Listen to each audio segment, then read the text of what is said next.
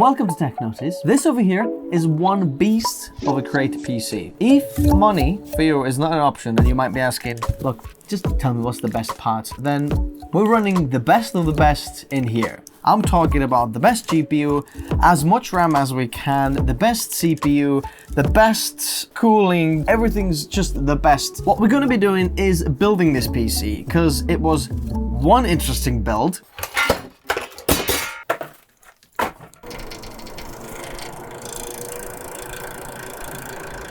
And then run a few tests to see how well does this actually work. Do you know what else works well? This sponsored segment from Squarespace helps you to take your business to the next level by creating your own web presence. Perhaps finally you can launch that passion project you've been putting off for so long. Creating a website through Squarespace is as simple as playing with Legos. They've got tons of high quality custom templates that you can adjust to fit your style. Whether you want to sell your product online, take bookings, or have a professional online portfolio, Squarespace websites give you the access to all the important analytics and SEO tools to make sure that your story reaches as many people as possible. If you still feel like you need help with your website, Squarespace prides itself with 24/7 customer service. Learn more about Squarespace and their free trial in the description below. Go to squarespace.com/technotice to get a 10% off your first purchase of a website or a domain. Thanks Squarespace for sponsoring this video. Alrighty then, well, hold on to your socks and let's build this thing, because wow, is this one of a kind. As always, we need to start with the motherboard. The best motherboard for creators, I think, for the 12th gen is the Asus Z690 Pro at Wi-Fi. Now, if you look closely, you can see from this angle that I have the Z690 Aero D in here as well, and it's a very similar competitor to this one because it has a lot of the same features. But if we're looking at the best of the best for creators, then I do think this has a little bit more features than that one over there. That's why we're going with this one here. So what are some of the important things for creators? 10 gigabit Ethernet, 2.5 gigabit Ethernet, 2 Thunderbolt 4 ports, super fast USB Type A connectors on the back there. We have 4 M.2 storage options, all of them Gen 4 speeds. You can run them all at full flat speeds.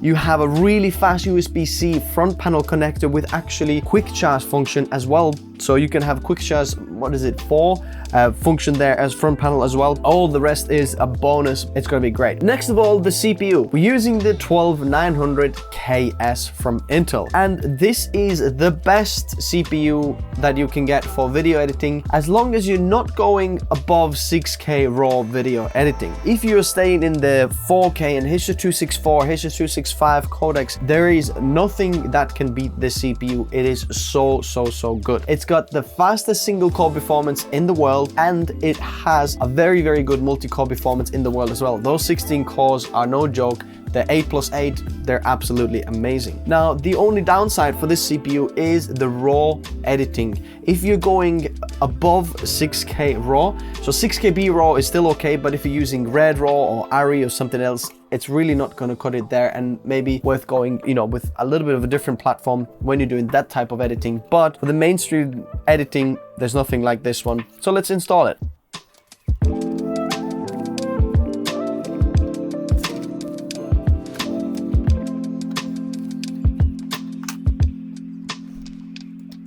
Next, the RAM. For that, we are using Kingston Fury Beast RGB RAM, and this is 128 gigabytes. I mean, you heard it in the intro already, but as far as I know, at the point of when I'm making this build right now, I can't find a single 128 gigabytes of DDR5 PC build out there. But for creators, especially when you're using Adobe products, 128 gigabytes or going above 64 gigabytes can be a big benefit actually for you. And that's why we're going with these.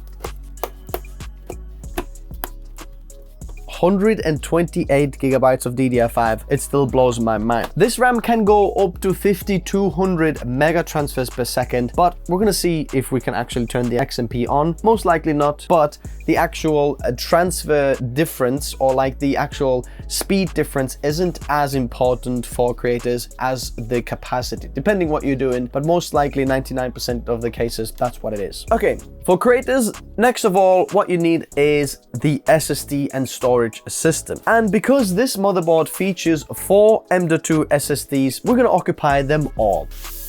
What we have here is a bunch of SSDs from Samsung. We have the Samsung 980 Pro 2TB, 1TB, 1TB, and then we have a 97 Evo Plus that's also 1TB. So this is Gen 3 speeds, but all the rest are Gen 4 speeds. So you might be wondering why these SSDs in particular and why this type of configuration. Basically, for the OS drive, we want something that is super fast, but it doesn't necessarily need to be super large in terms of the capacity, because all it needs to host are the programs and the operating system. And that doesn't take a lot of, actual space. And 1TB capacity for that is absolutely well enough for that. And that's why we have the 1TB 980 Pro that's gonna go for the OS drive. Now, if you're also a professional, creative professional, then the actual durability and endurance of the drive or quality of the drive is also very important. And according to Puget Systems, I'm not sure if you know them, they're like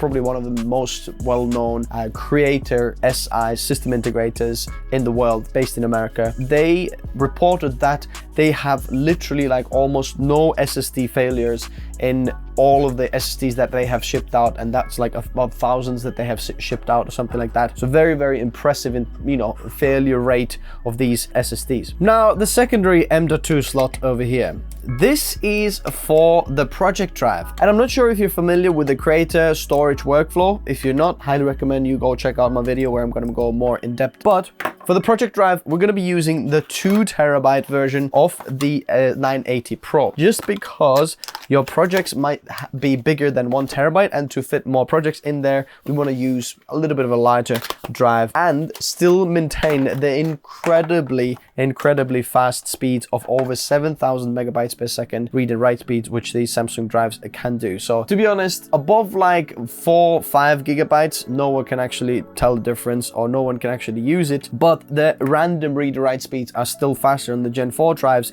than on the Gen 3 drives. That will make a little bit of a difference, and that's why we're using the Gen 4 drives. So the project drive there is installed. That's where the main projects are going to land on. Your video projects, when you're editing, they sit on that 2TB drive. And now the last two bottom drives. For those, we are using one more 1TB drive here, which is also a project drive. So secondary project drive, which is 1TB in size. Now, you might not need it to be 1TB in size. Maybe you want it to be 2TB, 4TB, something like that. It doesn't matter, but in our case, we're just using a 1TB drive. Just if you have maybe smaller project or smaller size of projects, you can put them on the 1TB drive. That's where they're going to be sitting there, because most likely if you're doing the creative work as a professional, everyday living, then you're gonna have more than 2TB drives in there. We have about 5TB worth of project drives, and they're all full constantly. Everyone's workflow is different, and the wonderful thing about the Create a PC building is that you can just customize it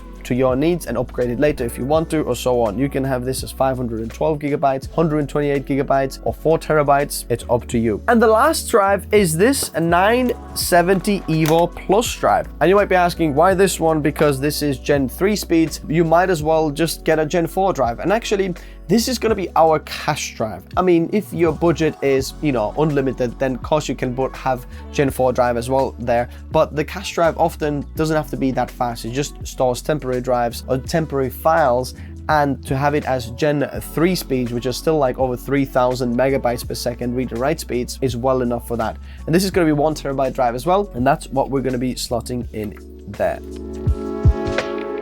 Now, this is gonna go inside our PC case in a moment, but before we do that, we need to prepare the case. For the case, we're using no other but the Fractal Torrent. This is probably the best airflow case, but we're gonna have to do a little bit of an adjustment to this case. Seen these big guys over here? Well, they're gonna have to come out, and we're gonna have to replace them with 140mm fans. But there's a little bit of a trick.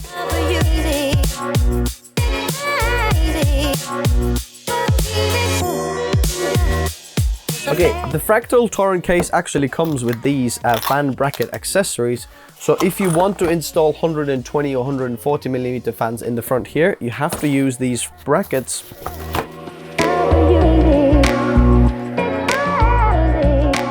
The thing is, we're gonna be using a very interesting cooling system for this PC over here. Now, this is balls to the wall, and the best cooler that I can think of without going liquid cooled or without going properly custom made, but something that you can still buy from the shelf, install it yourself, rather simple, but no like actual, you know, rocket science involved, is this Arctic Freezer 2 420 millimeter AIO. So this is no 360 millimeter radiator, this is 420 millimeter radiator. And we're gonna be putting this in the front over here, but not just that, we're gonna be running push and pull configuration. So we're gonna have 340 millimeter fans in the front of the radiator, pushing it through the radiator, and then 340 millimeter fans in the back of the radiator, pulling the air through as well, so we can still get a very good airflow through the radiator while pulling a lot of like air inside the case, because it's going to be very positive pressure case, and we're going to be pushing it all the way through the case. It's going to be absolutely insane. But if you want to really tame the 12900KS, then this is a perfect cooler for that.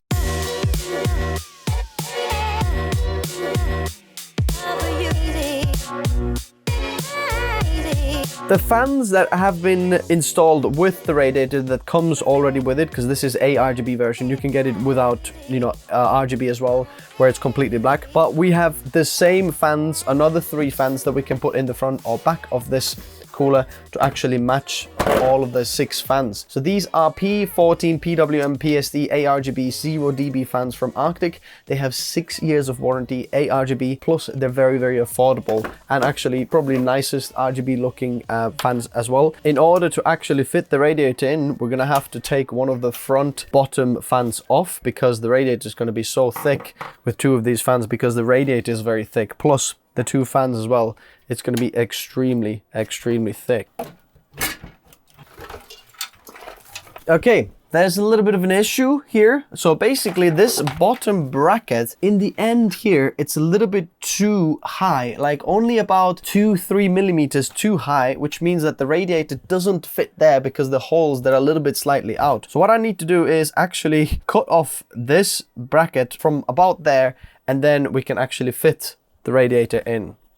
Never thought I'd need to do that. So perhaps Fractal can actually update the cover or like the design of this bottom one here, just because this is supported for 420 millimeter radiator in the front. But as far as I know, the most popular 420 millimeter radiator is this Arctic one. But if you do want to fit it, you do need to have this been cut off, which is a little bit random actually. So I managed to saw a bit off over here, as you can see.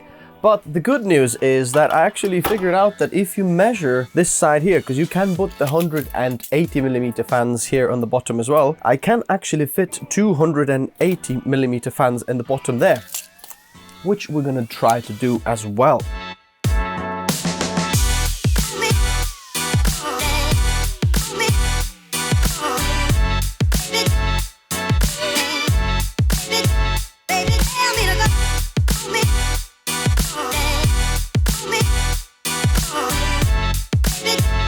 Three fans in the front installed and 3 on the side installed as well. So basically we have a massive about 60 millimeter rad in there, and then it's flying this way.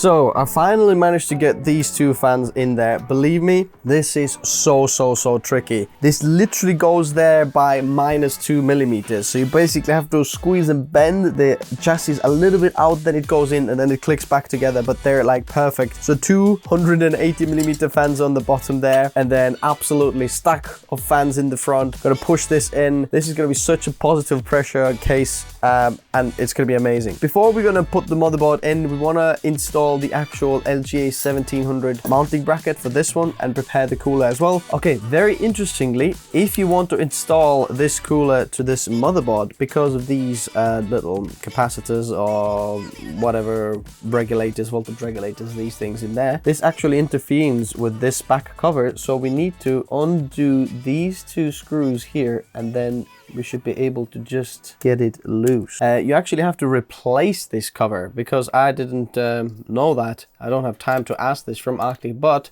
if you have a proof of purchase of the cooler and motherboard, you can get the replacement cover for free from there. That will actually fit it in there. I'm just gonna go, you know, cowboy style and not even put the cover on. Obviously, if you do it, I'd recommend you put the cover on.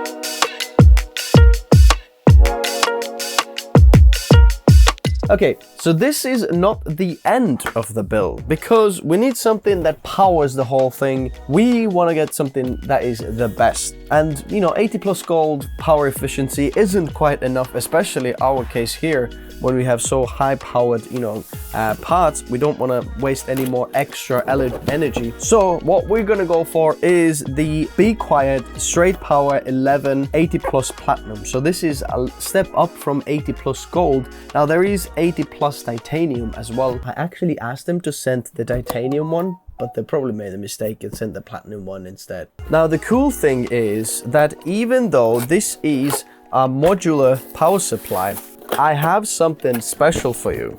We have something from Cablemod, and these are custom sleeved cables for all of our stuff here. Have a look at this. This is absolutely amazing. By the way, do you know what this guy over here is? This is the 16-pin or 12-pin NVIDIA connector to 3 8-pin PCIe connectors over here, as you can see.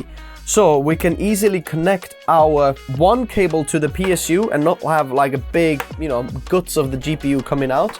And then we have the nice sleeved cable coming down on the bottom. Our GPU is gonna be a 3090 Ti, and it requires quite a bit of power. We have motherboard ATX power as well here, 24-pin. And for this time, I didn't want to go for some like real color of the actual cables. I didn't want to add some accent. I just wanted to add a little bit of difference. So we have silver and black this time. To kind of fit in with the theme of the cooler, and then maybe put the LEDs white or something like that. Looks a little bit more stealth. Then we have a 6-pin PCIe connector as well that will go on the side there, because we have extra power needed for the front panel USB-C. And then we have our CPU connector or EPS connectors that go on the top over there, and this is 4+8 connectors, and we can easily just route them all the way to the other side. That's going to be gorgeous, absolutely beautiful.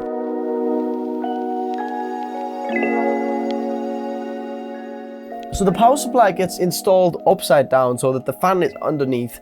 So it pulls in the air from within the case, whatever air is like on the top of the case, probably a little bit warmish air. It's gonna suck it in, push it in there, and then comes out or exhausts it out from the back, which means it kind of acts as like a little bit of an exhaust of the case as well. Interestingly, this is one of those cases, well, one of the only rare cases where you install the power supply on the top. So everything is kind of upside down in terms of cable management. So the power supply is not on the bottom, but instead from the bottom, we're pulling some cool air all on the top, which is going to be really nice for the GPU thermals. The cool thing about this motherboard is that they've made some special connectors. So basically there's one connector that comes from the power supply, and out of that one connector comes 2 cables of 8-pin PCIe power cables, which means that you basically are going to have less mess a little bit, or less plugs in there, a little bit of a nicer way of doing things. I like that. Another cool thing about this case is that it does come with a GPU Sag bracket already from the factory, which means that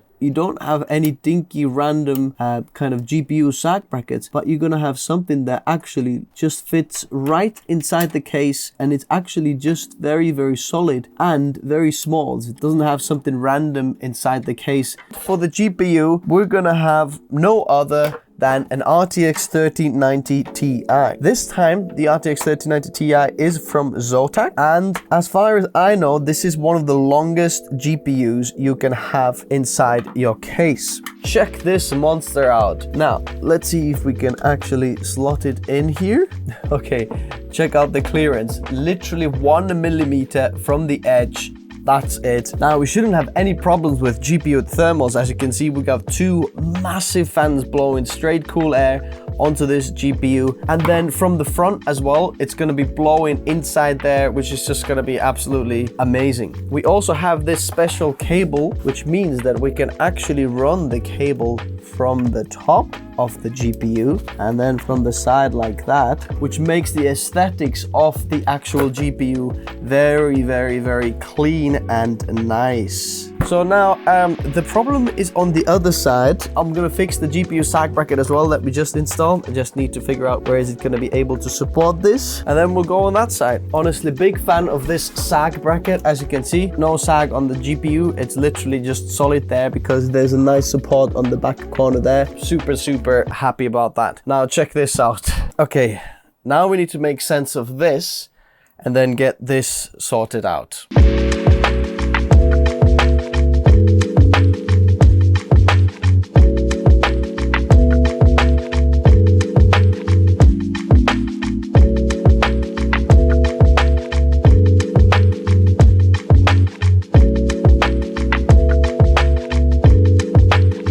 Okay, before I'm gonna finish the cable management on the other side, I've got everything plugged in, so I just wanna make sure that everything works, everything turns on, all the fans are spinning and all the fans are lighting up and so on. So this is the moment of truth.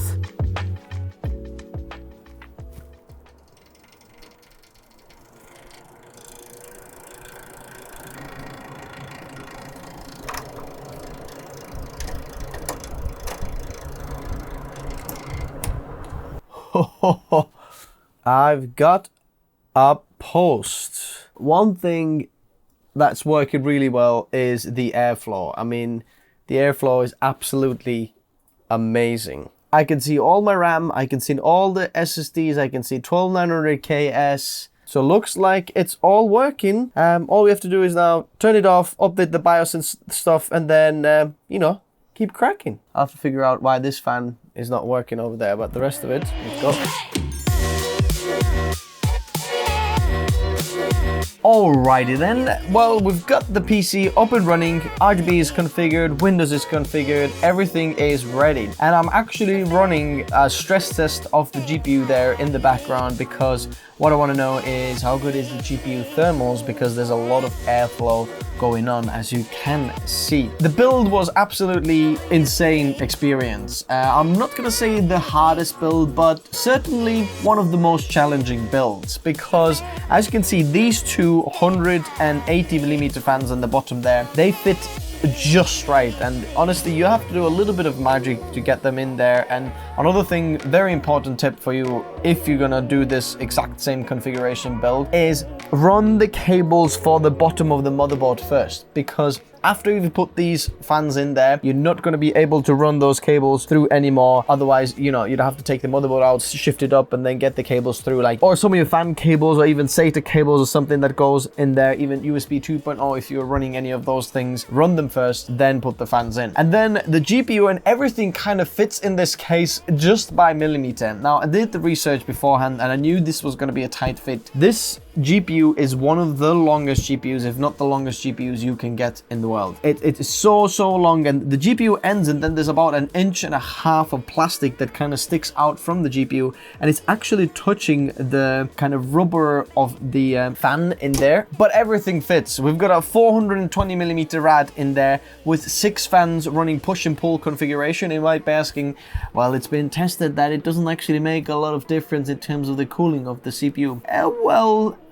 Yes, in some cases this might be true, but The idea and thoughts behind this is that the front layer of the fans are going to push the air in, and then there's a lot of restriction of actual radiator, you know, in there to get the air through, and then the other ones are going to be pulling this through. And I'm not running these fans just because of the cooling, but also because of the airflow. I want there to be a lot of positive pressure inside this airflow that pulls in cool in from the front and then from the bottom, and then it's going to get pushed out from the back. And that's the whole reason for the two fans as well. I know the marginal increase in performance of the actual radiator cooling will be very minimal, but still the airflow for the case, that's going to be massively increased. And the fans actually there are cooling the GPU as well as the CPU there. The second bottom two fans there in the front, they're going to be pushing the cold air on the bottom of the GPU and then on the top of the GPU as well, so to cool the back panel and all the other components there as well. So it just puts a lot of more airflow to cool your whole system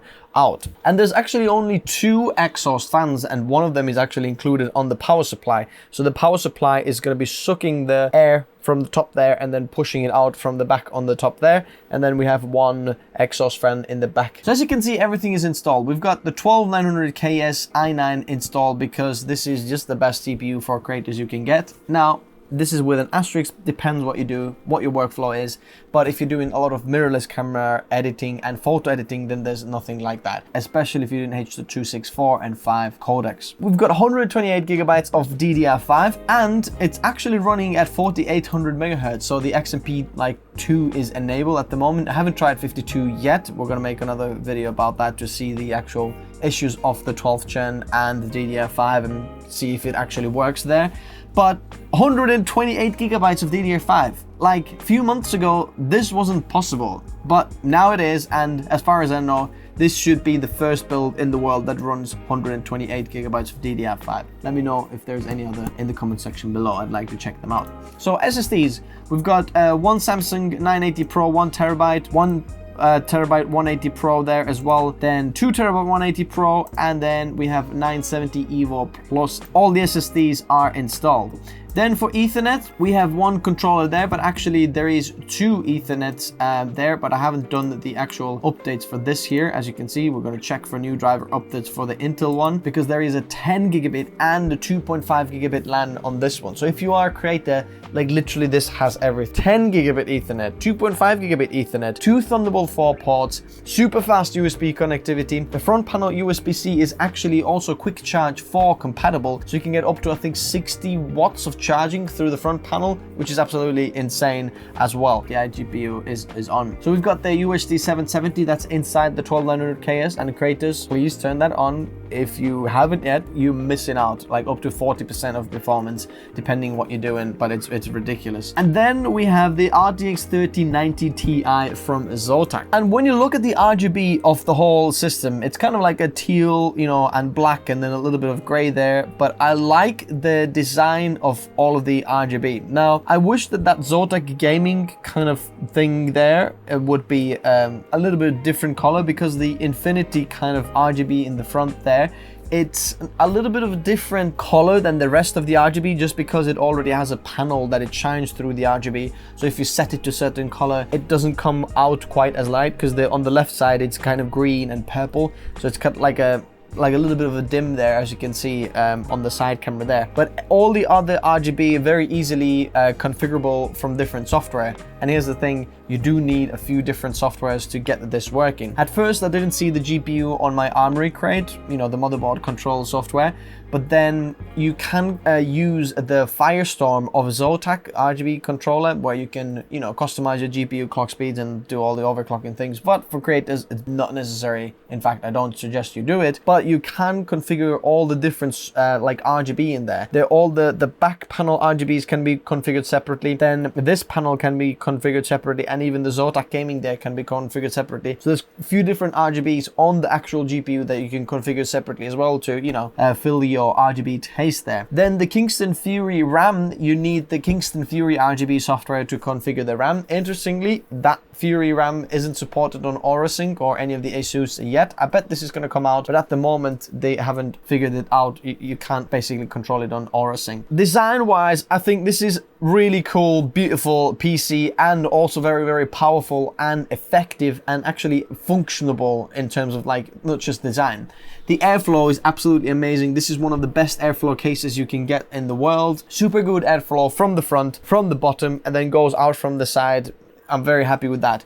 Even the cooler is like the best that you can get really in terms of cooling there. How well does it do? We're going to look at that in a moment, but it also has a little fan for the VRMs, so it's going to cool them down as well, because our 12900KS will put a little bit of a strain for those VRMs there as well. I'm super happy to see the Cablemod cable for the GPU. So we've got one kind of 12 pin coming out rather than massive sausage of guts, you know, usually that you see like 3 8-pin PCIe cables that come there, but now we have a small cable that just goes up and then through. It kind of keeps it minimal and not like too many cables there, and doesn't actually block the airflow to the fans, because sometimes when you run 3 PCIe cables on the bottom of the GPU, when you have bottom airflow there, it actually blocks it there. But in our case, we're running it from the top. It's very nice and slick. The other cables kind of add a little bit there as well. We've got the 24-pin ATX and then a little 6-pin next to it there, and I like the little gray accents. Obviously you can configure the color anything you want on you know, the website of Cablemods. I highly recommend go check them out,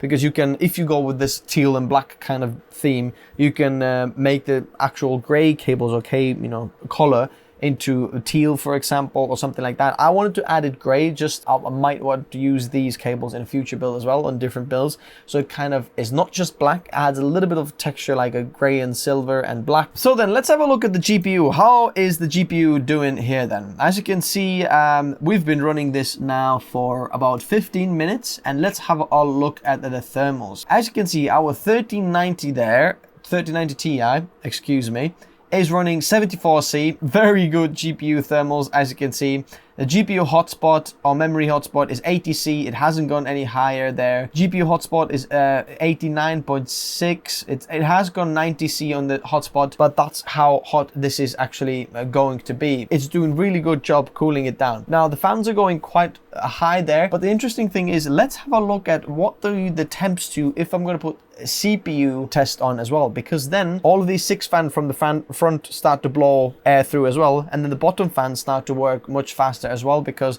the bottom, top and the exhaust fans are actually configured on CPU temperature rather than the GPU temperature. Let's put 10 minutes on and then start the test. Let's see what's going to happen with the GPU thermals. I'm going to keep this one up there. Now you might be saying, flipping heck, I thought the 420mm radiator is able to cool down this 12900KS, and this is the best case scenario for this. The reason it is going so hot on these performance cores, as you can see, 100 degrees, and the CPU core temperatures there are at the moment, CPU package 97 degrees, core temperatures 89, 90, package is running like 100%, you think you're flipping heck. It's just because the area where the performance cores are on the actual CPU is such a small area, and it pushes so much heat through, so much wattage through from that little area. And how do I know that? If you take a Threadripper CPU, for example, that has a massive IHS, then it can easily be cooled down with a normal air cooler that has a Threadripper kind of size IHS, and it's absolutely no problem. Like a Noctua NHU14S can cool it down, no problem. Now the Noctua would absolutely struggle here,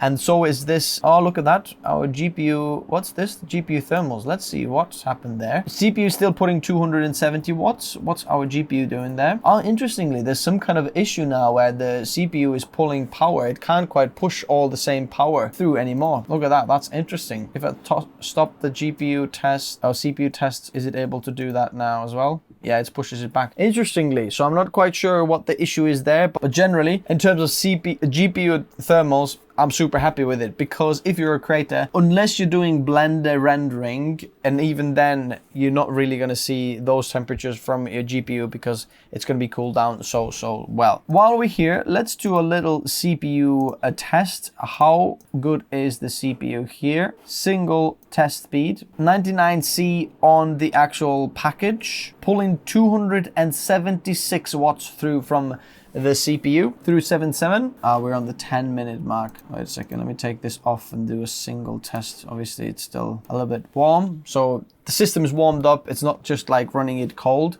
Let's have a look. How well does the single test do? 172. As you can see, it's trying to push all core 5.1, 5.2 gigahertz. 28,164. Interestingly, it's actually slightly lower, about 1,000 points lower that I've actually got from a test bench where we had slightly different cooling. So it's very interesting. But I'm running a lot of things in the background there as well. So maybe it could be because of that and, you know, monitoring and everything.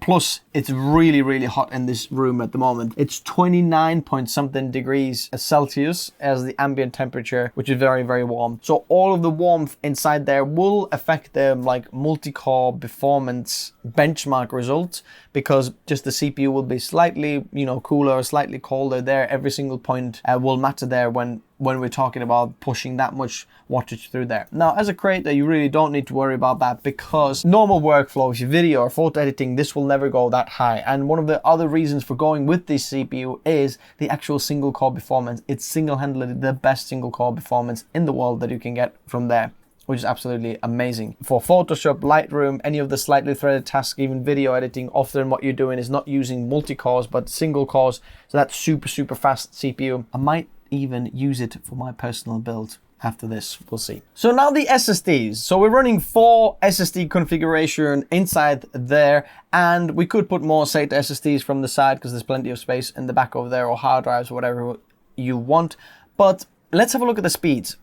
We can have all of those 4 Gen 4 NVMe speeds, which is just absolutely ridiculous. As you can see, our OS drive, the one which runs programs and our operating system, can go 6.2 gigabytes per second and 5 gigabytes per second write speeds, which are absolutely ridiculously fast. As you can see, the secondary drive, which is exactly the same drive but less filled, as you can see, is 7 gigabytes, up to 7 gigabytes read speeds and 5.1 gigabytes per second write speeds.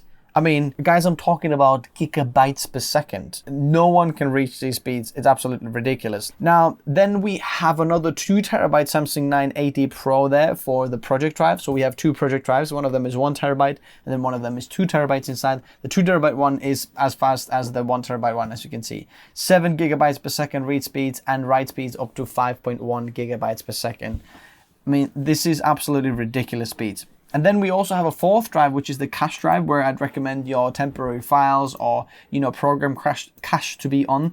And that doesn't need to be that fast really, because you're not transferring that many large files so fast between the drive. It just needs to be NVMe speeds and then just very fast at random read and write speeds. As you can see, this is plenty fast for that. 3.5 gigabytes per second read speeds and 3.5 almost gigabytes per second write speeds as well, which I'm super happy. So the 970 Evo Plus from Samsung is well enough for that cache drive there as well. So then, my friend, I don't have time to actually run all the benchmarks of everything in this here. I'm guessing I'm gonna get like the highest scores I've ever gotten on anything, especially photo video editing with this PC. That's gonna smoke everything else that's out there. If you want to see that, let me know in the comment section below. I'm gonna start to hopefully start to benchmark this, because there's a lot of things happening. So that's going to be another video. If you want to see this in another particular build or another particular video, what I've done on the channel, then let me know in the comment section below. I'd love to hear from you. As always, if you do want to pick up any of those parts here, I'm going to leave the links in the description below, where you can find the links for all of these parts and the latest pricing for this. Thanks guys for watching, and thanks all the guys who sent parts for this to actually entertain this idea of let's just build something that's the best of the best. Very much appreciate that. Okay, thanks for watching. Bye bye.